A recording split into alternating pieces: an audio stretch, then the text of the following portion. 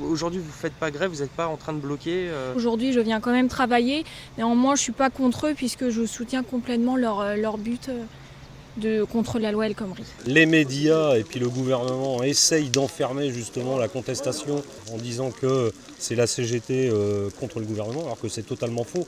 Et on est même surpris des fois d'entendre des salariés non syndiqués ou même d'autres syndicats qui sont avec nous aujourd'hui et qui disent voilà quoi, battez-vous pour nous. Alors malheureusement c'est peut-être des fois par procuration, mais ils nous disent quand même battez-vous pour nous et il faut qu'on garde ce soutien de la population, quoi.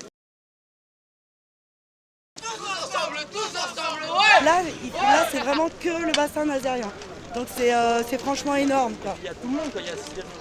Ah oui, il y a tout. C'est vraiment l'interpro comme jamais vu, quoi. Hier, on est allé distribuer un gros rond-point à Donge où il y a des routiers et on appréhendait un petit peu.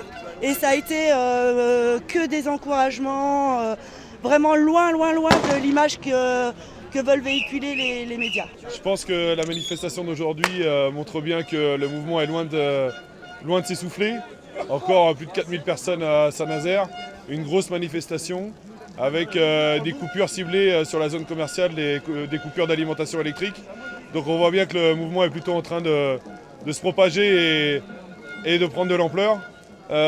Si le gouvernement a encore réaffiché ce matin sa position ferme, nous aussi on est ferme pour que le gouvernement comprenne bien enfin qu'on est en démocratie et qu'il faut écouter le peuple, et quand le peuple dit non à une loi, il faut la retirer.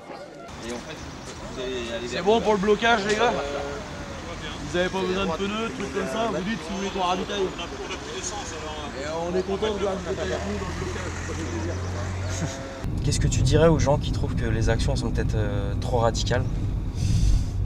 On a un peu tendance à dire à la CGT qu'on est contraint d'agir comme nos adversaires. Donc là, on est quand même face à des pratiques lamentables, quoi. C'est du passage en force, c'est du déni de démocratie, le 49.3, c'est du délogeage par les CRS sans sommation, avec de la vraie violence.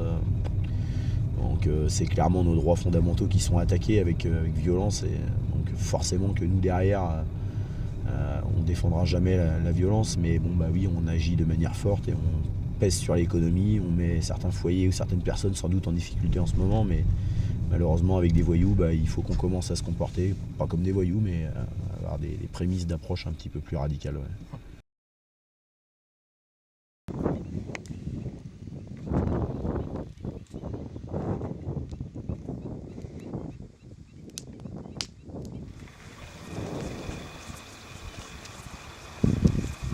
Nous, on est un petit collectif de la zone de Notre-Dame-des-Landes. La raison principale de notre présence, c'est ça, c'est de faire en sorte que les piquets de grève puissent tenir. L'idée, c'est aussi de faire des ponts, de montrer aux gens qu'il y a des formes un peu nouvelles qui sont possibles. Il y a une caisse là, si tu veux mettre quelque chose.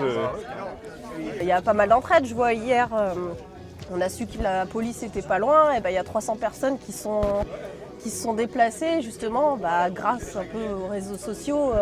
Ils se sont dit on va aller aussi les soutenir, quoi. Il y a des pertes de salaire. Au niveau de ma famille, moi, ma femme est là justement pour me soutenir en s'occupant des enfants pendant que moi je suis quasiment 24/24 sur le piquet de grève. J'ai envie de dire, là maintenant, c'est aussi pour leur avenir qu'on fait ça, quoi. Si nous on ne le fait pas maintenant, ils seront obligés de le faire dans quelques années, et avec sans doute des conditions encore plus précaires et plus difficiles pour le faire. Et puis c'est intéressant aussi pour l'avenir parce que nous à la CGT on a quand même un idéal de société, on a d'autres projets sur le travail et même sur la société en général.